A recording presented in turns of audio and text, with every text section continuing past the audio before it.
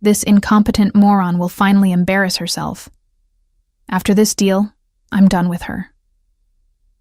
I stared at the text message glowing on Miles's tablet screen, my coffee growing cold in my hands. The words felt like ice water in my veins. 6 months. 6 months I had poured my heart, soul, and every waking moment into preparing for tomorrow's pitch meeting with Gravora Group, the deal that would make or break our consulting firm, Thornlin Analytics. My name is Joanna Wilkes, and for the past 8 years, I've been building something I thought was ours. Miles and I started this business together in Portland, Oregon, working 16-hour days from our cramped apartment, surviving on instant noodles and determination. I was the strategist, the one who crafted our proposals and presentations. He was the charmer, the face that clients loved. At least that's what I believed. The tablet had been sitting on our kitchen counter, forgotten after Miles rushed upstairs to take what he called an urgent client call. The screen lit up when I accidentally bumped it while clearing dishes. What I saw made my stomach drop. The message was sent to someone named V, with a heart emoji next to the contact name. Victoria, his assistant, the woman who'd been working late with him far too often these past few months. I scrolled up through their conversation, my hands trembling. Months of messages, intimate jokes, plans for after the divorce, detailed discussions about how they would push me out of the business once this Gravora deal was secured. How he'd been telling potential investors that I was just the background support while he was the real brains behind the operation. The cruelest part, they'd been laughing about my dedication, about how hard I'd been working on this presentation, staying up until 3 a.m. perfecting every slide, rehearsing every talking point, about how I had no idea what was coming. Baby, you should see her scrambling around, thinking this is her big moment, one message read. She has no clue that tomorrow is the day I finally get rid of the dead weight. Victoria had responded with laughing emojis and a message that made my blood boil. Can't wait to celebrate afterward. Just you and me running the show. I heard Miles's footsteps on the stairs. Quickly, I placed the tablet exactly where I'd found it and pretended to be loading the dishwasher. My mind was racing, but my face remained calm. 8 years of marriage to a manipulator had taught me how to hide my emotions when I needed to. Everything okay down here? Miles asked, wrapping his arms around me from behind. His touch, which once brought comfort, now felt like a snake coiling around my shoulders. Perfect, I said, leaning back against him with a smile that could have won an Oscar. Just thinking about tomorrow. I'm so excited about our presentation. He squeezed me tighter.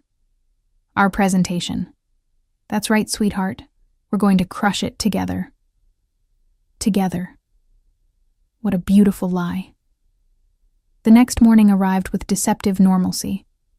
I woke at 6 a.m. as always, went through my usual routine of yoga and meditation, then headed to our home office to do final prep work.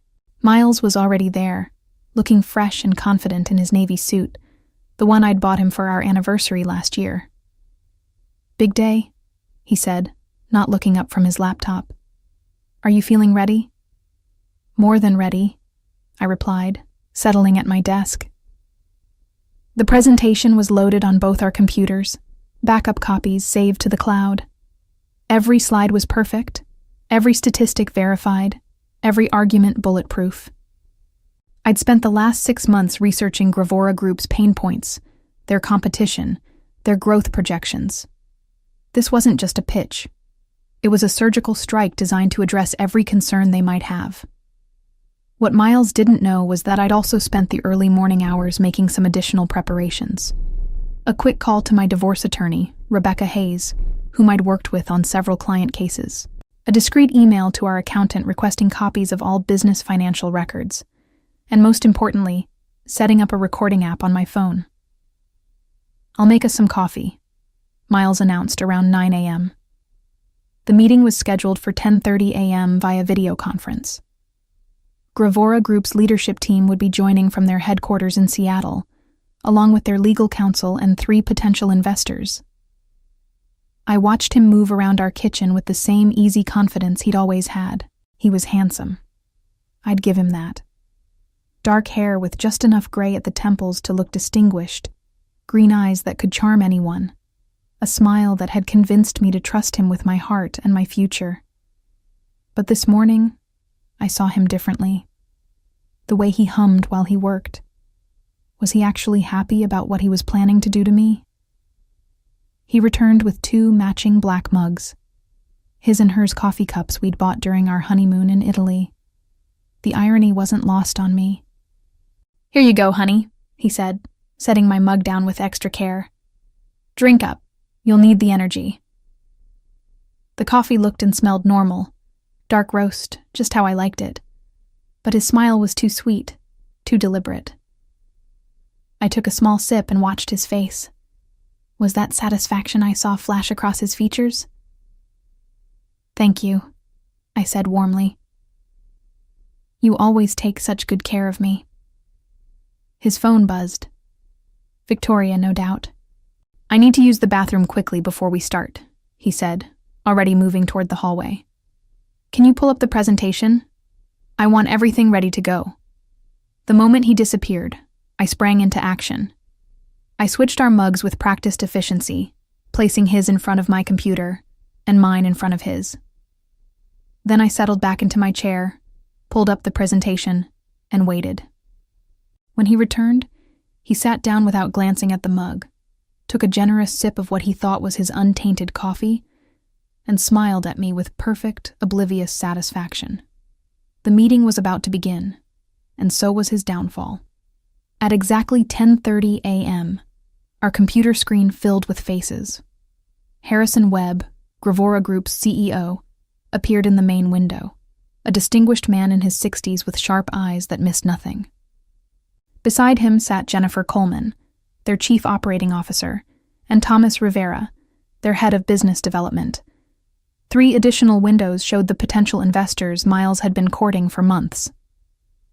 "Good morning, everyone," Harrison said, his voice clear through our speakers.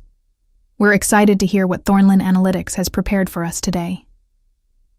Miles straightened in his chair, his confident smile firmly in place. "Thank you for this opportunity, Harrison.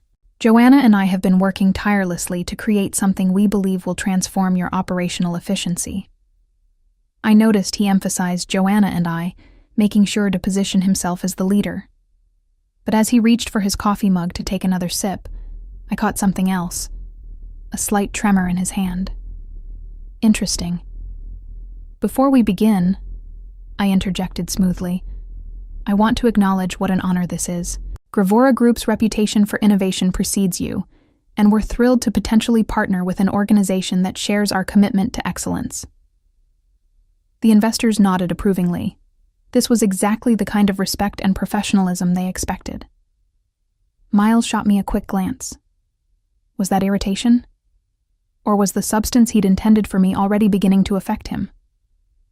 "Shall we dive in?" Miles asked, clicking to the first slide. "Our analysis indicates..." He paused, blinking hard. "Our analysis indicates that Gravora Group faces 3 primary challenges in the current market landscape." His voice was still strong, but I noticed he was speaking more slowly than usual. Harrison leaned forward slightly, his attention fully focused. These were sharp business people. They'd notice any sign of weakness or unprofessionalism. "The first challenge," Miles continued, "is operational redundancy across your regional offices. Our research shows..." Another pause. He rubbed his temple with his free hand while reaching for his coffee with the other. "Shows that you could achieve 18% greater efficiency through streamlined processes." I watched the investors' faces.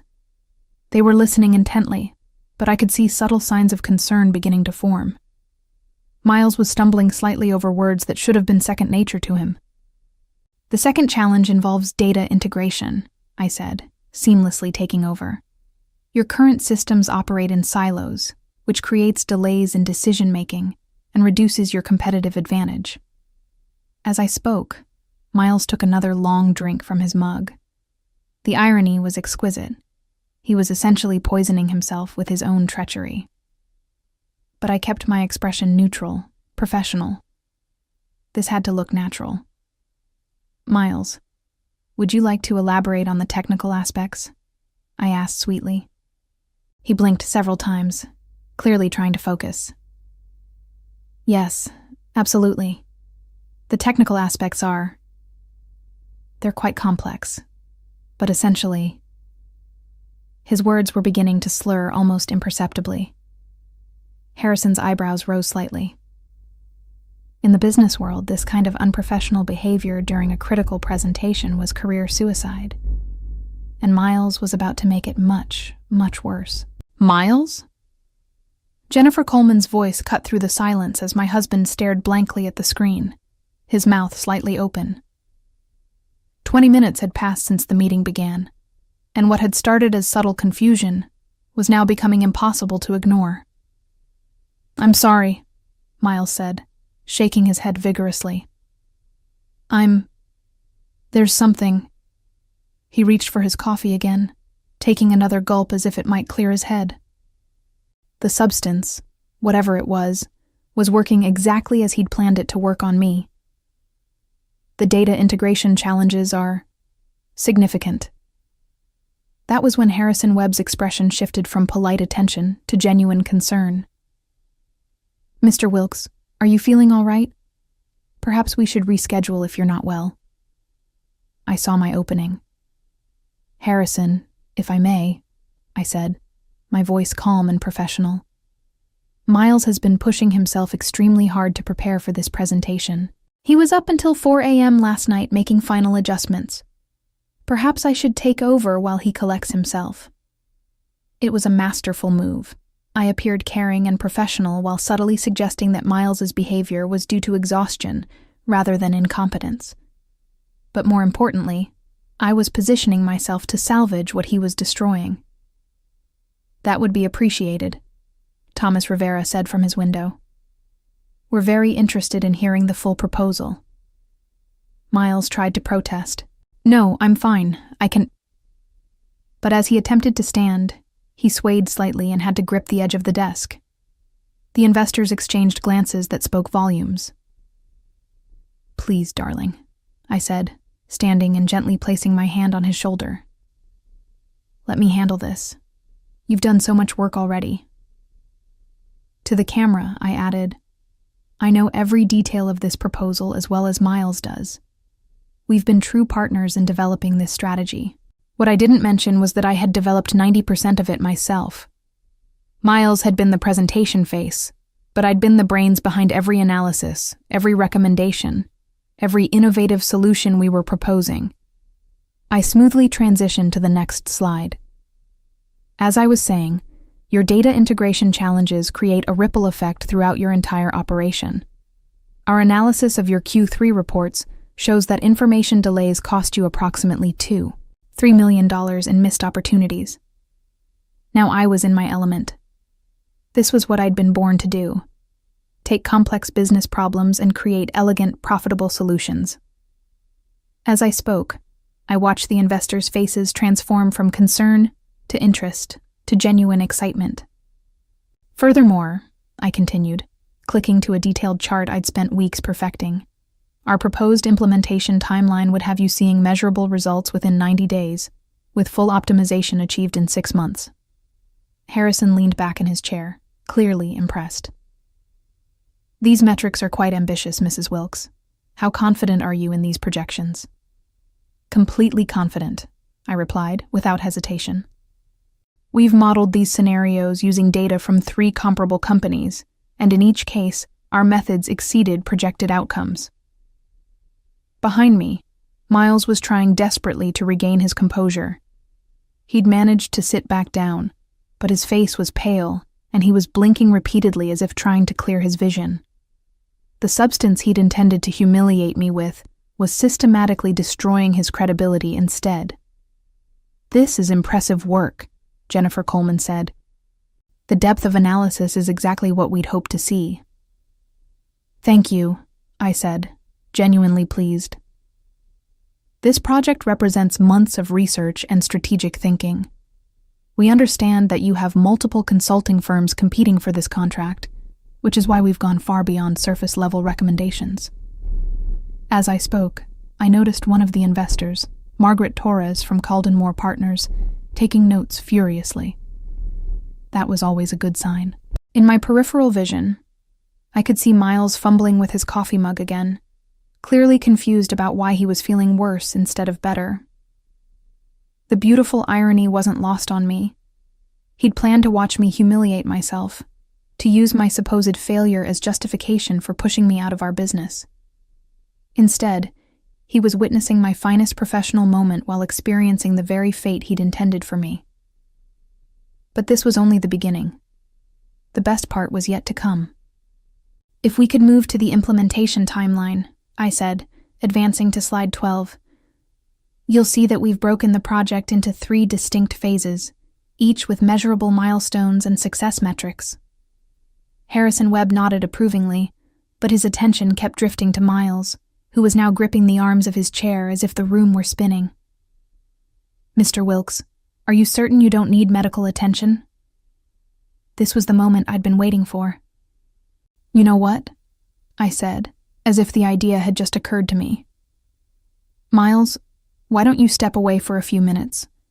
Get some fresh air, maybe splash some water on your face. I can handle the rest of the presentation." Miles looked at me with confusion and... was that fear? He was beginning to realize that something was seriously wrong, but he couldn't figure out what. Yes, maybe that's a good idea," he mumbled, struggling to stand. As he left the room, swaying slightly, I turned back to the camera with a concerned but professional expression. "I apologize for the interruption. My husband has been under tremendous pressure lately. He's incredibly dedicated to this project." "Of course," Jennifer Coleman said kindly. "Please continue. This presentation is fascinating." And continue I did. Without Miles's presence, I felt a freedom I hadn't experienced in years. This was my work, my expertise, my moment to shine. I moved through the remaining slides with precision and passion, addressing every question with detailed knowledge that clearly impressed our audience. "Your competitive analysis is particularly thorough," Thomas Rivera commented. "How did you obtain such detailed insights into Gravora Group's market position?" 3 months of deep research, I replied honestly. I personally interviewed 15 industry experts, analyzed 5 years of market data, and conducted focus groups with your target demographic. This isn't theoretical. It's based on real-world intelligence. I could see the excitement building in their faces. These were business people who appreciated thoroughness, and I'd given them exactly what they were looking for. My phone, which I'd set to record at the beginning of the meeting, was capturing everything. Not just the presentation, but also Miles's gradual deterioration and my seamless takeover, evidence that would be crucial for what came next. "Mrs. Wilkes," Harrison said as I approached the final slides, "this level of preparation is exceptional. How long have you been developing these strategies?" "I've been working on variations of this approach for over 2 years," I said. "When we learned about the opportunity to work with Gravora Group, I adapted and refined these concepts specifically for your needs." What I didn't mention was that Miles had contributed virtually nothing to the strategic development. He'd been focused on schmoozing potential clients at expensive dinners, while I'd been doing the actual work of building our business. "The financial projections are compelling," Margaret Torres interjected, "but implementation is where most consulting projects fail. How do you ensure successful execution?" I smiled. This was where I truly shined. Accountability is built into every phase: weekly progress reports, monthly milestone reviews, and quarterly strategic assessments. Plus, I personally oversee every major implementation step. "You personally?" Harrison asked. "Absolutely. This isn't a project we hand off to junior staff. When you work with Thornlin Analytics, you get our senior-level expertise throughout the entire process." I was being careful with my language, subtly positioning myself as the primary resource rather than Miles. But I was doing it professionally, focusing on capability rather than making any negative comments about my husband. As we moved into the final phase of the presentation, I felt a surge of confidence I hadn't experienced in months. This was going better than I'd ever dreamed. And the best part? Miles was missing his own professional destruction. The presentation concluded to enthusiastic responses from all participants. Harrison Webb looked genuinely excited, Jennifer Coleman was asking detailed follow-up questions, and the investors were clearly impressed by what they'd seen. "Mrs. Wilkes, this has been outstanding," Harrison said. "I have to ask, is this level of strategic thinking typical of your work?" "It is," I replied confidently. "I believe in going beyond surface-level analysis to uncover the real opportunities for growth and efficiency." "How soon could you begin implementation if we move forward?" Thomas Rivera asked. "Immediately," I said. "I've already cleared my schedule in anticipation of this project. My full attention would be dedicated to ensuring Gravora Group's success." Again, I was careful to use I rather than we. Not inaccurately. I truly was the one who would be doing the work. But it was also strategically positioning myself as the primary resource. That's when Miles stumbled back into the room, looking even worse than when he'd left. His face was ashen. He was moving unsteadily, and there was genuine confusion in his eyes. "How's everything going?" he asked, his words noticeably slurred now. The contrast was striking.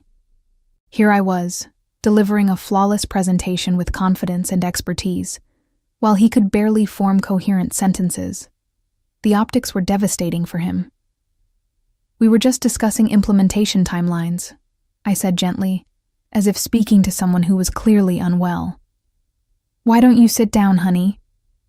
Harrison Webb's expression had shifted to one of concern mixed with professional assessment. In the business world, reliability and professionalism were everything. What he was witnessing would raise serious questions about Miles's capability to handle a multi-million-dollar project. "Mr. Wilkes," Harrison said carefully, "perhaps we should continue this conversation when you're feeling better." No, Miles protested, trying to inject energy into his voice. "I'm fine, just tired. Let me walk you through the final recommendations."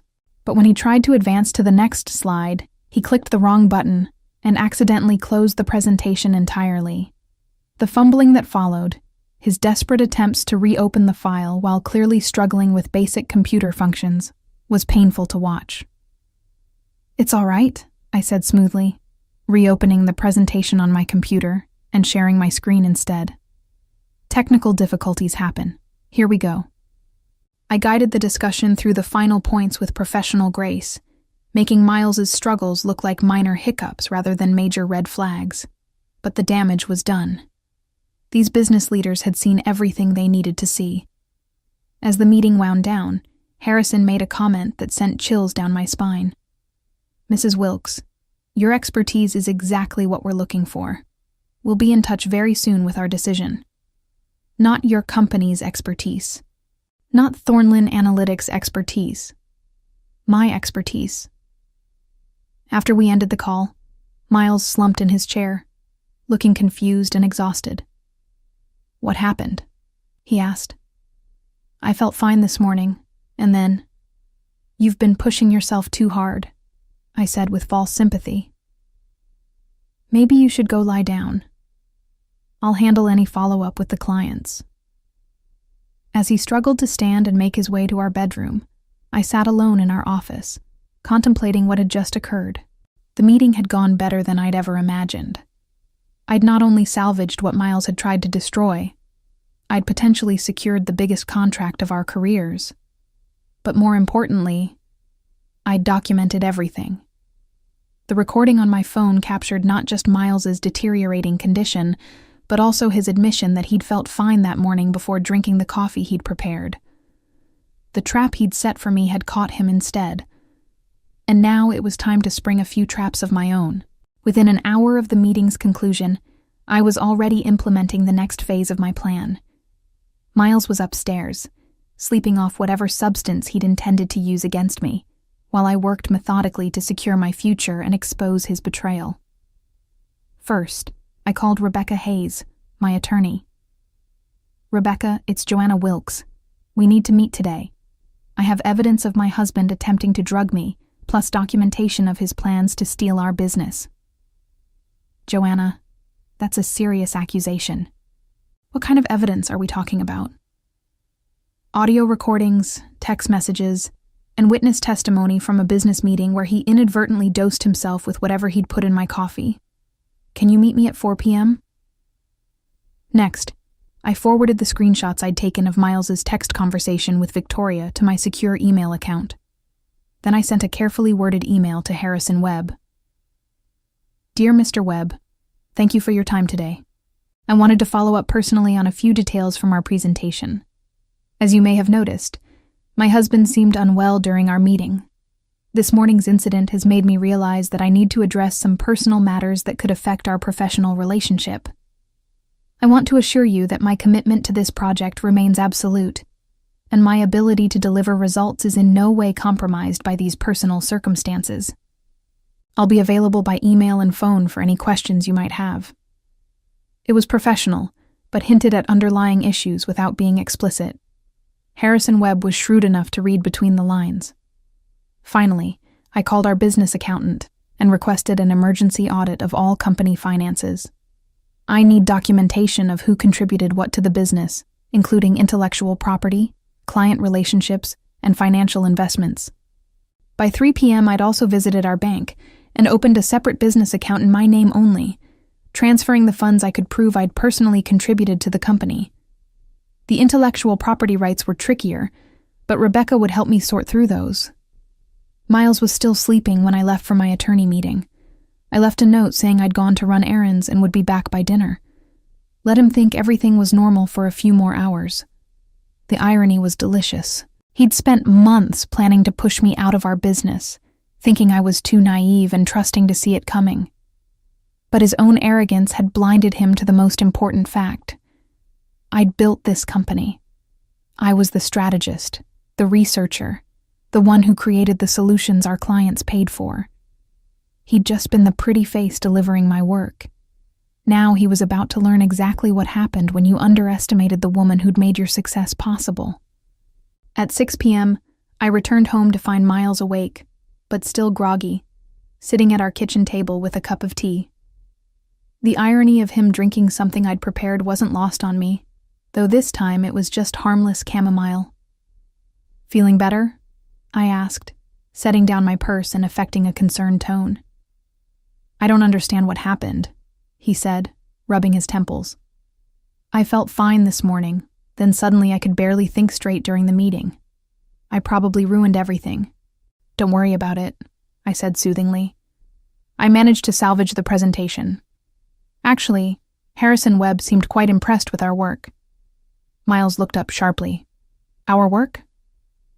"Well, the strategic analysis we developed together," I said carefully. "Though I did most of the talking after you started feeling unwell."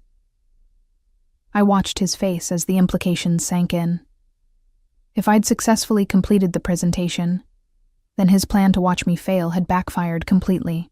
But he couldn't figure out how or why he'd been the one to fall apart instead. "Did they say anything about moving forward?" he asked. "Harrison said they'd be in touch soon with their decision. I think we have a real chance." What I didn't mention was the email I'd received from Harrison just an hour earlier. "Joanna, after today's presentation, I'm confident that you're exactly what Gravora Group needs. Let's schedule a call tomorrow to discuss terms. I was impressed not only by your strategic thinking but also by your professionalism under difficult circumstances. The contract was mine. The business was mine. And tomorrow, Miles would learn exactly how thoroughly his life was about to change." As we sat there sharing dinner, him still confused about his mysterious illness, and me quietly planning his downfall, I reflected on how poetic justice could be. He'd tried to drug me into professional humiliation. Instead, he'd drugged himself into obsolescence. The revenge was just beginning, but already, it was more satisfying than I'd ever imagined. 6 months later, I sat in my new office overlooking downtown Portland, reviewing the latest quarterly reports from the Gravora Group project. The results exceeded even my optimistic projections. We'd achieved a 22% efficiency increase and saved them $3.8 million in the first phase alone. The divorce had been swift and decisive. Rebecca Hayes had presented such compelling evidence of Miles's attempted sabotage and planned theft that his attorney had advised him to settle quickly. I'd retained full ownership of Thornlin Analytics, along with our client list and all intellectual property I could prove I'd developed. Miles had tried to contest the settlement, claiming he'd been drugged without his knowledge. But when the toxicology report revealed traces of a mild sedative, something easily obtainable but requiring premeditation to use, combined with his text messages plotting to remove me from the business, his credibility had crumbled entirely. Victoria had been terminated from her position the same week I'd forwarded her inappropriate communications with my husband to her professional licensing board. The consulting industry in Portland was smaller than most people realized. Her reputation was effectively finished. I'd expanded the business by 40%, hired 3 brilliant analysts, and secured 2 additional major contracts based solely on the success of the Gravora project. The company that Miles had planned to steal from me was now thriving beyond either of our original dreams, and it was mine alone. Sometimes, late in the evening when I reviewed my work, I thought about that morning 6 months ago. How he'd handed me that coffee with such smug satisfaction, so certain he was about to watch me destroy myself. How he'd never imagined that his own arrogance would be his downfall. The beauty of perfect revenge, I'd learned, wasn't in elaborate schemes or dramatic confrontations. It was in simply allowing someone's own malice to consume them while you stepped aside and claimed the life they'd tried to steal. Miles had taught me one final valuable lesson. Never trust someone who would poison your coffee. But more importantly, always make sure you know which cup is which. In the end, justice had been served in the most fitting way possible. He'd drunk deeply from the cup of his own treachery, and I'd inherited everything he'd thought was his. As I looked toward the future, I couldn't help but smile at how perfectly the tables had turned in my favor.